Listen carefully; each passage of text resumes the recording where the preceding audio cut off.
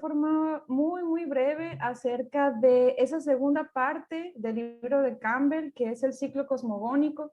Eh, Insisto, de forma muy, muy breve.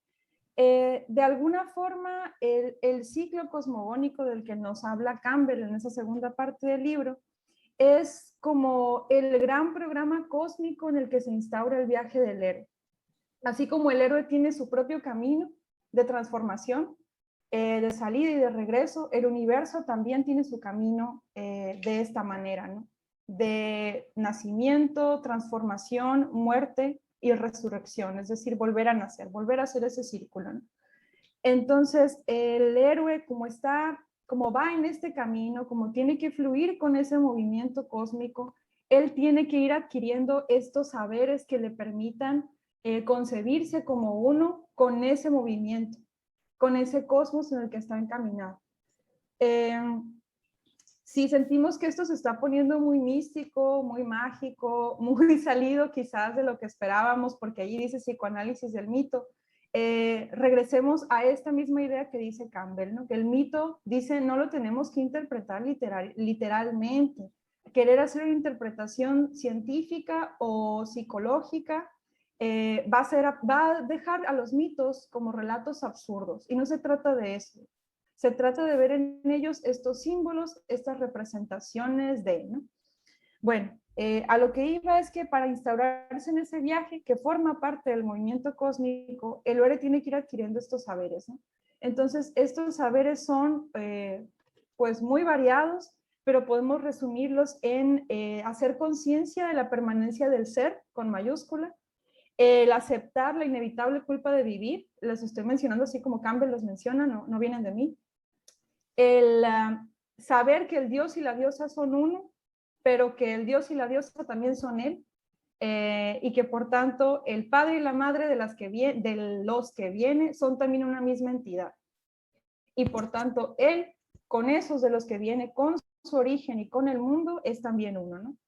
Otro saber que tiene que adquirir es el de, o otra tarea que tiene que cumplir es la destrucción de su yo, en el sentido de desapegarse de su identificación con la materialidad de la vida. Y esto no implica que goce con la muerte, sino que tiene que asimilarla como parte de la naturaleza, como parte del movimiento y como estrechamente vinculada a la vida. Es más, ni siquiera estrechamente vinculada a la vida, sino tiene que asimilar que vida y muerte son uno solo. Femenino y masculino son uno solo, oscuridad y luz, todos los contrarios, ¿no? Entonces, esa dualidad tiene que ser asimilada, pues, como una particularidad del mundo terrestre, no como una verdad, entre comillas, que venga desde arriba, ¿no? Algo también que tiene que saber, que aprender el héroe, es que la naturaleza o el reino de los dioses y este mundo terreno también son uno. Sin embargo, ese reino de los dioses está más allá de las categorías humanas. Y esto ya aterrizadito quiere decir que en ese mundo que está más allá del terrestre no hay bien y mal, no hay vida y muerte, no hay separación entre masculino y femenino, no hay separación pues entre esta bondad y maldad. Todas estas categorías ahí se cancelan. Y las ejemplifica muy bien Campbell, así como decía el profesor Llanes, con estas múltiples historias, ¿no? Que como bien mencionó el profe Llanes, las va dosificando, decía él, conforme a lo que va explicando, ¿no?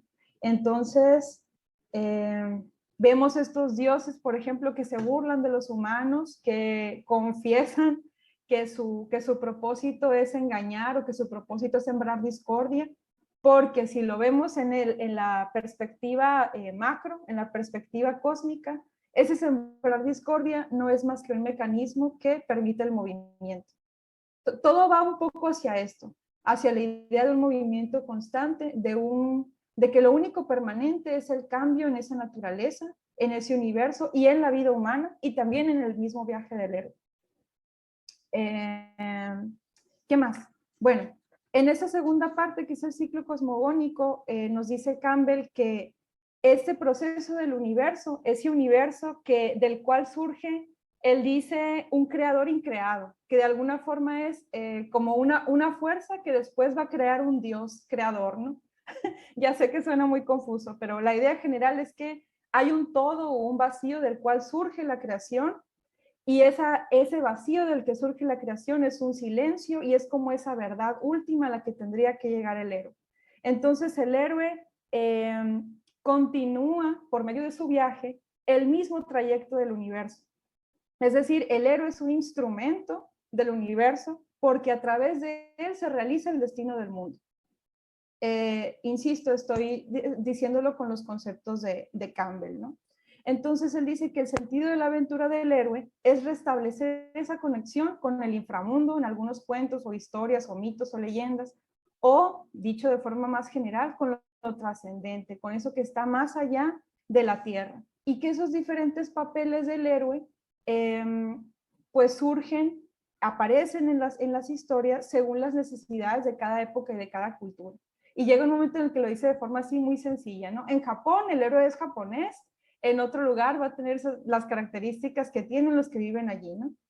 De forma similar a como también vemos que hay distintas representaciones en el catolicismo de la Virgen, por ejemplo, que van cambiando según la región, ¿no? Una Virgen morena aquí en México. Bueno, entonces estos distintos papeles, de esto nos habla también el ciclo cosmogónico, que el héroe puede ser, dice él, ahí lo pueden ver en el índice así fácilmente, puede ser guerrero, puede ser amante, emperador y tirano, redentor del mundo o santo, ¿no? Entonces ese héroe santo es aquel que en lugar de regresar, o aunque regrese después, decide retirarse del mundo, o que vaga por la tierra, ¿no? Como el mismo Edipo lo hace tras arrancarse los ojos. Es redentor del mundo cuando adquiere cuando es encarnación, como Jesús de Nazaret o como Krishna, ¿no? Que no es solamente que el héroe adquiere algo y lo trae, sino que es encarnación de una fuerza de ese otro mundo, ¿no? Es emperador y tirano porque puede ser emperador en tanto que se ha bendecido con un poder, pero se vuelve tirano cuando ese poder lo corrompe, como pasa también con Minos, que los dioses lo bendicen concediéndole este toro para que sea el que obtiene el trono, pero él había prometido sacrificarlo y no lo sacrifica. Entonces allí él se convierte en un tirano, que es entonces ese tirano al que tendría que vencer otro héroe. Es decir, su transformación de héroe a tirano abre la posibilidad del viaje para otro héroe. Es amante también porque muchas veces esa libertad que gana, eso que consigue, se representa con alguien con quien se va a desposar. Y ahí surgen preguntas respecto a, ¿y qué pasa cuando el héroe es heroína, no? Pasa lo mismo, también puede conseguir o ganarse a un amante, ¿no? Que representa esa libertad. Y bueno, es guerrero y casi todos lo son porque realizan su destino, que es matar al monstruo que adquiere múltiples formas, ¿no? Ese monstruo es, dice él, el status quo, es el pasado. Y no tiene que destruir el pasado en el sentido de que todo lo demás ya no va a servir, sino en el sentido de que el estado actual exige una renovación.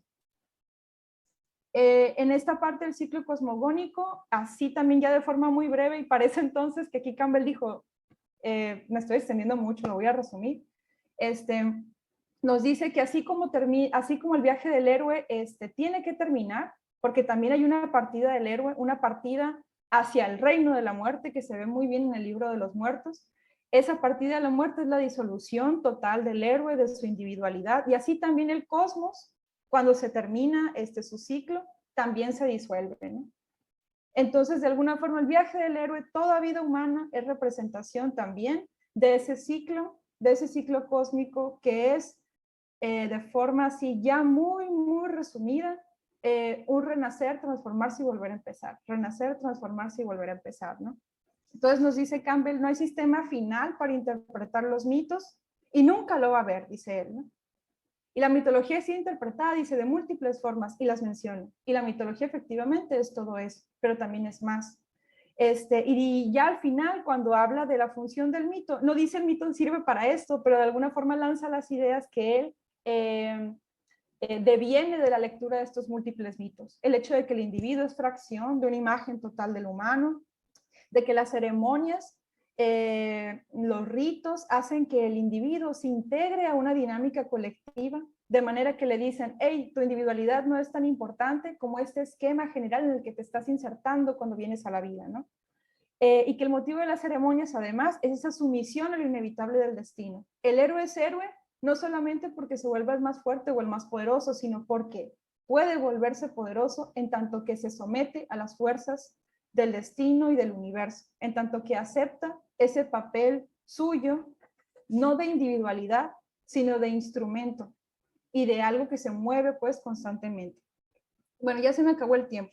Pero el caso es que así, en general, pues sí, todos los mitos que son uno, ese monomito del que nos hablaba Maribel, son distintas caras, pues diversas representaciones simbólicas de lo que podría considerarse la verdad, entre comillas, más evidente, no solamente para quienes estudian el mito, sino también incluso para los biólogos, y es que la naturaleza está en constante cambio, ¿no?